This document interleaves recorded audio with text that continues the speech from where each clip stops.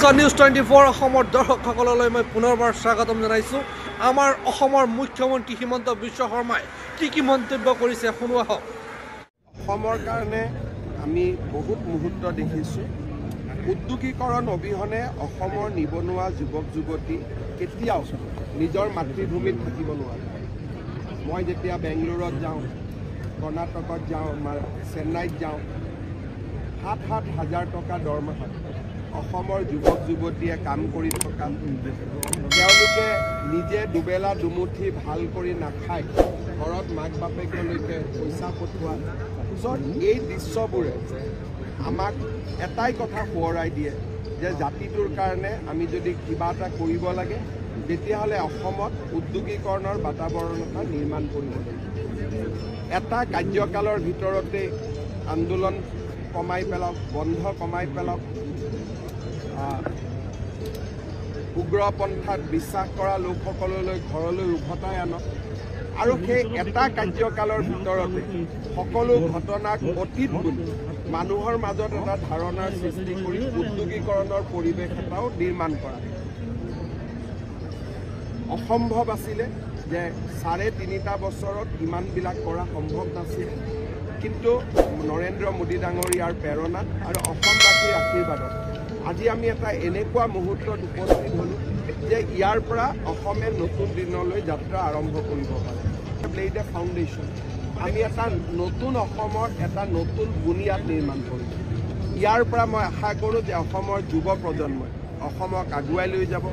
অসমৰ ৰাইজে উদ্যোগীকৰণৰ যিটো পৰিৱেশ আমি নিৰ্মাণ কৰিছোঁ তাক সহযোগিতা কৰিব। মোৰ দৃষ্টিত যে যি এটা দিনৰ আমি কল্পনা কৰিছিলোঁ, ৰাজনীতি কৰিব আহোঁতে এটা কল্পনা আছিল যে অসমক এনেকৈ ধৰণে চাব বিচাৰোঁ, সেই দিনটোৰ আজি আমি থিয় হৈছোঁ।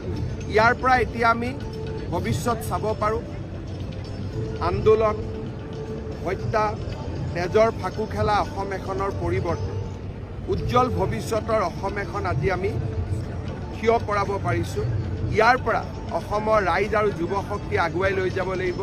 অসমখনক আমি ৪৭ চনৰ আগত যেনেকুৱা সম্পদপূৰ্ণ অসম আছিল, সমৃদ্ধিপূৰ্ণ অসম আছিল, তালৈকে আমি লৈ যাব পাৰিছোঁ। যেতিয়া ভাৰতৰ ভিতৰত একমাত্ৰ ইণ্ডাষ্ট্ৰিয়েল ষ্টেট অসম আছিল, আজি সেই সমৃদ্ধিৰ অসমখনৰ এতিয়া আমি বহুত দূৰত নহয়। ইয়াৰ পৰা যদি আমি একেলগে কাম কৰোঁ, বহুত হ'ব। এই বছৰটোত আমাৰ বহুতকেইটা কাম হ'ব। জাগিৰোডত ছেমি কণ্ডাক্টৰে প্ৰডাকশ্যন কৰিব। ১৭০০ ছোৱালী বেংগলোৰত ট্ৰেইনিং লৈ আছে, অসমীয়া ছোৱালী, তেওঁলোক উভতি আহিব, তেওঁলোকে চিপছ বনাব। এই বছৰত প্ৰথমবাৰৰ বাবে পেপচিৰ আলুৱে অসমত চিপছ হ'বগৈ। এই বছৰত ফেক্টৰী ইনগ্ৰেশ্যন হ'ব। এই বছৰত ইণ্ডিয়াৰ 5th লাৰ্জেষ্ট এয়াৰপৰ্ট হিচাপে গুৱাহাটী এয়াৰপৰ্টে আত্মপ্ৰকাশ কৰিব। গুৱাহাটী উত্তৰ গুৱাহাটীৰ মাজত এই বছৰতে দলং হ'ব। এই বছৰতে নুমলীগড়ত বায়' ৰিফাইনেৰী হ'ব।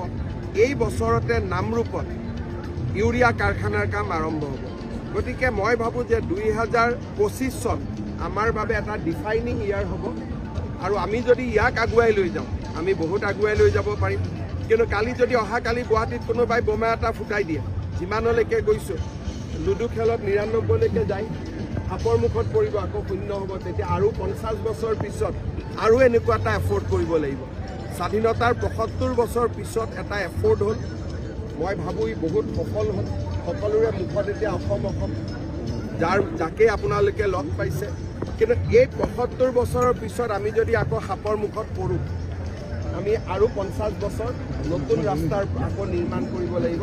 হয়তো আমাৰ জীৱনত আমি সমৃদ্ধিশালী অসম দেখা নাপাওঁ। গতিকে আমাৰ লক্ষ্য হ'ব লাগে যে ৯৯ যেনেকৈ সাপৰ মুখত পৰে, আমি যাতে সাপৰ মুখত নপৰাকৈ এশত গৈ থিয় হ'ব।